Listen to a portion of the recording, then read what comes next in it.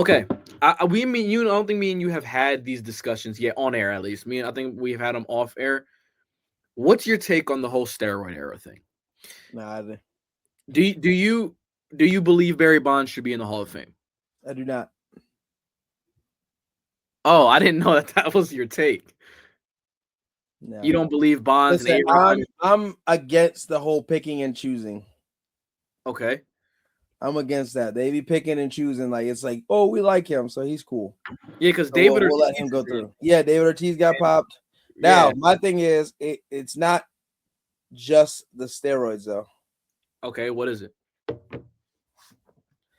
It's okay. He's a Hall of Fame caliber player, Okay. but the Hall of Fame does also represent more than just play on the field, and I get that part. And You think that Hall of Fame takes in consideration what you do off the field? because my thing is these people represent your sport forever. Do you know what I mean? Mm-hmm. So like it's one thing, like the way they did Terrell Owens for the football thing, that was horrible. Like he should be first ballot. He had all those records. Yeah. Was it Terrell Owens or was it? No, yeah, Terrell Owens. Like he should have been in first ballot. There's no way he should be like a second or third ballot player. No way. But you do represent that sport, and Barry Bonds was just a horrible representation of what baseball is. Okay, explain. Just the lying, the blatant disrespect, all the other stuff that goes with it. I mean, he knew what he was doing. I mean, he did. Look, the lying, I don't condone it. I don't. But I just don't. You did it. The same thing with A-Rod. He also lied about it as well until he got popped again. Like, so. But to me, if we're looking at Hall of Fame, these guys put up some of the best numbers that anybody can ever put up. Like, Barry Bonds is one of the greatest hitters ever, and is in a lot of people's minds the greatest hitter ever. And there's a lot of people that will consider Barry Bonds the greatest ever. A lot of current MLB players say there's no one better than Barry Bonds. A lot of guys he played against, there's no hitter better than Barry Bonds. So when your peers that are around you speak of you in that sense, and the numbers that you put up back that up, I can't not put him in a Hall of Fame because because he lied about steroids. Same thing with A-Rod. Like, A-Rod is one of the most talented players to ever play. He's one of the best all-around players to ever play. 696 home runs, like one of the best defensive infielders ever. Like, he moved positions because Jeter was at shortstop. He was a better player defensively than Derek Jeter was. Like, you know what I mean? I'm just saying, like, these guys spend an entire career when they weren't the only ones that were doing it. They were the ones that got popped for it. But they weren't the only ones by any means. That's why it's called the steroid era. Like, a lot of guys were doing it. And guys now are doing it. You know what I mean? And I'm not saying that it is right, but I'm not saying I don't believe PEDs makes you a better baseball player. I am against that because Max Kepler just got popped for 80 games. Max Kepler just got for PEDs and he hit 200 with 11 homers last year. But you know that no 39, 30, 40-year-old is hitting 72 homers. It makes you I believe the PEDs is used to make you recover faster, to give you, like, that is what it's used for, not to make you a better hitter. I don't believe he was taking stuff for reactionary stuff. He was taking stuff to get more size. So like his mishit balls were homers. He was already low key cheating before with the whole arm thing he wore. Why you say that was cheating?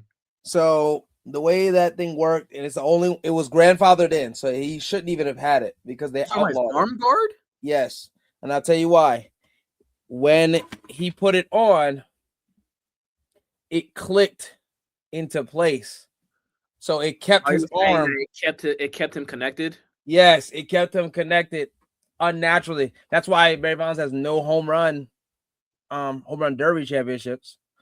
And he didn't really perform well in them because he had there's a study on it, and if you look it up, but you can't even wear anything like that, like those anymore. because of it was literally holding his arm in place. You're saying it's And so, illegal now for guys to wear that? yeah, all he has to do It's is just turn. rotate. Right. And that's why he was so good at it. Now, he also had fantastic mechanics before that. I'm not saying that, but when he started wearing that, that's when he really started to go But crazy. he also had 3 MVPs like before that. Yeah, I'm not saying that, but he didn't hit home runs like that. Okay. I mean, he was hitting 35, but he wasn't hitting 40, 70, 60. You know, he wasn't doing that every. He had like 35 a couple times.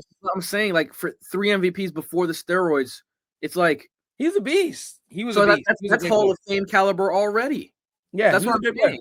That's why I say that's why it was even stupid for him to even do it. I'm not saying that I'm not saying that, but what I'm saying is I'm not saying that anybody should obviously cheat and use it, but I'm saying I don't think that PEDs, if you, especially you had 3 MVPs before that, you were a fantastic player before that, you were Hall of Fame caliber already before that. That doesn't, to me, that shouldn't negate the fact that it's not like he was hitting 12 home runs, hitting 220, and then he started taking PEDs, and now he's hitting 330 with 60. Like, that's a drastic change.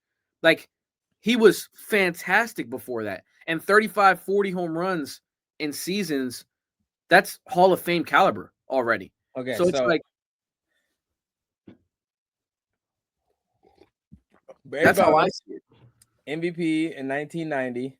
Yes. 32 doubles, 33 homers, 114 RBIs, 301 average, 560 slugging. Okay, that's fantastic. Okay, that was his first MVP. In 90, right? Yep. Now, 90. So he finished in second in 91 with 292, 410, 514, 28 doubles, 25 homers. Okay. So now keep in mind he's at age 26 here. Okay, now we go to 93, first year in San Fran. Right. 38 homers, 46 homers. 38 doubles, 46 homers, 123 RBIs. So he led the league in homers, led the league in RBIs in a ballpark that is not hitter friendly. He had 1,000 OPS and 206 OPS plus. Okay. Now, 94, he finishes 4th place. So now his next MVP doesn't come until 2001. You see the problem there? 94 to 01.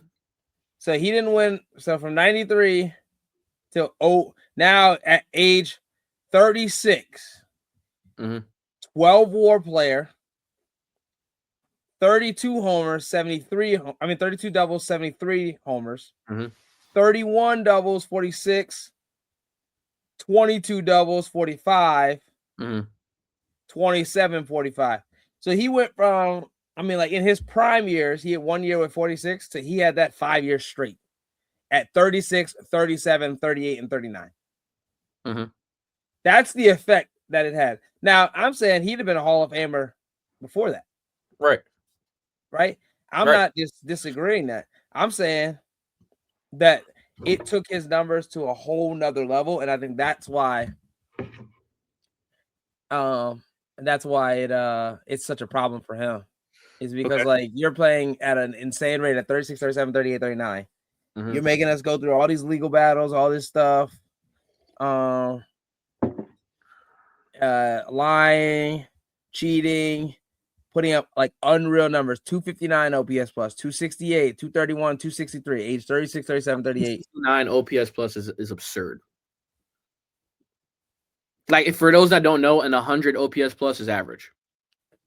For those that don't know. Like, for those that don't know, an 100 OPS plus is average. So he's better than, like, he's 2.5 players more. Like, he's more than 2.5 players. Yes. He's literally a whole player and a half, another one better. Yeah. with these are his highest WAR seasons too. So 12, 12, for those that don't know, 11.9, 11.7, 9.6, 10.6. For those that don't know what WAR is wins above replacement. That's what the stat is. So that the metrics that people use now a lot for, like, the batting average isn't really like conducive to what people see as a good hitter anymore. Like, if you hit for a high batting average, okay, cool. But then they'll start looking at the advanced metrics like, barrel rate, hard hit percentage, things like that to see what really it is. Because, Luis Arias hasn't signed with the team yet, and he's been on 4 teams in 4 years, and he's led the league in hitting like 3 of those 4 years. And yeah, it's just not valuable.